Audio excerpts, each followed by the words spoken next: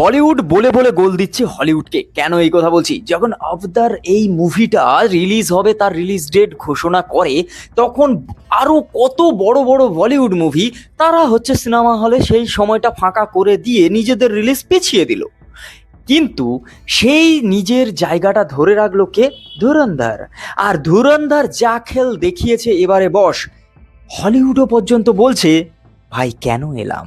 মানে এরকম হচ্ছে অবস্থা, যেখানে ইন্ডিয়ায় ওপেনিং নিচ্ছে 20 কোটি 21 কোটি টাকা অবতার, সেখানে লাস্ট ডেটে এসেও এখনো পর্যন্ত ধুরন্ধর 23 কোটি পর্যন্ত কালেকশন করছে। যে সিনেমা লোকে যখন ফার্স্ট ট্রেলার আসে, যখন রিলিজ হয়, সেটাকে বলেছিল যে প্রোপাগান্ডা ফিল্ম, যেটা নিয়ে হচ্ছে চারিদিকে বড় বড় ইউটিউবারও সেটাকে নিয়ে বলেছিল যে প্রোপাগান্ডা। যদিও কার কথা বলছি তোমরা বুঝতে পারছো, জার্মানিতে বসে আছে কেউ একজন বলেছিল, তবুও কিন্তু সে এই সিনেমার মানে বক্স অফিস কালেকশানে কোনো রকম কোনো ভাটা আনতে পারেনি। আসলে ব্যাপারটা হচ্ছে, কন্টেন্ট যখন মানুষের এখানে মানে মনের ভেতরে যখন গেঁথে যাবে না বস, আর যদি কোনো সিনেমা কোনো গল্প যদি মানুষের ভালো লেগে যায়, আর মুখে মুখে সেই ব্যাপারটা যখন চলে আসবে, তখন আর কারোর কথা সেখানে কাজ করবে না। আর সেটাই প্রমাণ করে দিল ধুরন্ধর। অবতারের মতো এরকম একটা ভাই ইন্টারন্যাশনাল ফিল্ম, হলিউডের ফিল্ম, যেটা হচ্ছে পুরো পৃথিবী জুড়ে মানুষ তার ফ্র্যাঞ্চাইজি ভ্যালু সবাই জানে, আর সেটা দেখতে ব্যস্ত থাকবে, আর সেটার টিকিট কেটেই যাবে। সেই জায়গায় দাঁড়িয়ে আজকের এতদিন ধুরন্ধর রিলিজ হয়ে যাওয়ার পরেও লাস্ট ডেটে এসেও 22 কোটি 23 কোটি টাকার কালেকশন দিচ্ছে, যেখানে আমাদের অবতার মুভি, আমাদের কেন হতে যাবে, মানে হলিউডের অবতার মুভি যখন ফার্স্ট ডেট এখানে রিলিজ করেছিল, তখন 20 কোটি না 21 কোটিতে ওপেনিং নিয়েছিল।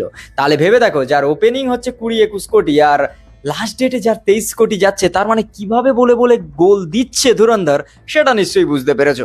আর ধুরন্ধরকে নিয়ে আলাদাভাবে বলার কিছু নেই, অক্ষয় খান্না হ্যাটস অফ। এখানে এমন একটা ফিল্ম যেখানে হিরোর থেকে বেশি ভিলেনকে নিয়ে কথা হচ্ছে।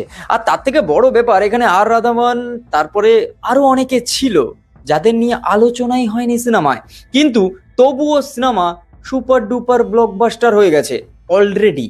আর যে সিনেমাটা হচ্ছে প্রায় 800 কোটি টাকা কামিয়ে নিয়েছে, আর 1000 কোটির দিকে মানে জাস্ট দৌড় গড়ায়।